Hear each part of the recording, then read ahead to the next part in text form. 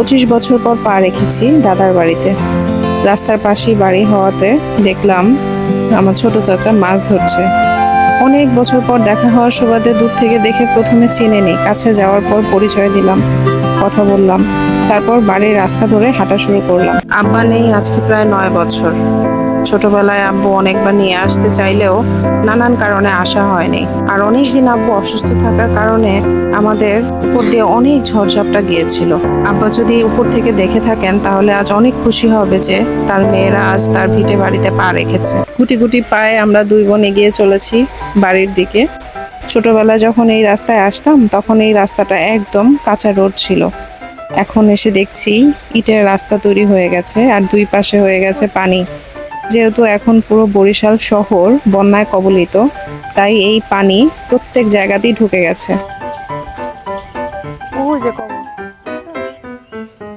বাড়ির কাছাকাছি আসতেই পারিবারিক মসজিদটি চোখে পড়ল। এই হলো আমার বাপদাদার ভিটা বাড়ি। অনেক বছর পর ভিটা বাড়ি দেখে একদম ইমোশনাল হয়ে গেছিলাম। আর বাড়ির পাশে পুকুরে বিল থেকে পানি এসে পুরো বাড়ি নষ্ট বিনষ্ট হয়ে গেছে। বাড়ি থেকে এই হলো মসজিদ, আর ওই যে পুকুরের ঘাটলা, আর এই হচ্ছে কবরস্থান। হচ্ছে আমার দাদা দাদি বড় চাচার কবর। এখানে পারিবারিক কবরস্থান।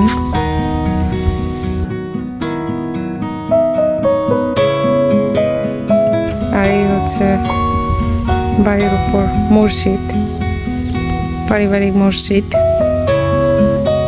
এখানেই খা গোষ্ঠীর সবাই নামাজ কালাম আদায় করে। এই তুমি বিয়ে করতে চাও কেন? তুমি যে এত বিয়ের জামা বিয়ের জুতা এগুলা বলো, তো বিয়ে করবে না কেন? হ্যাঁ, খালি শাড়ি পরে নাচতে মন চায়, বিয়ে করতে মন চায় না?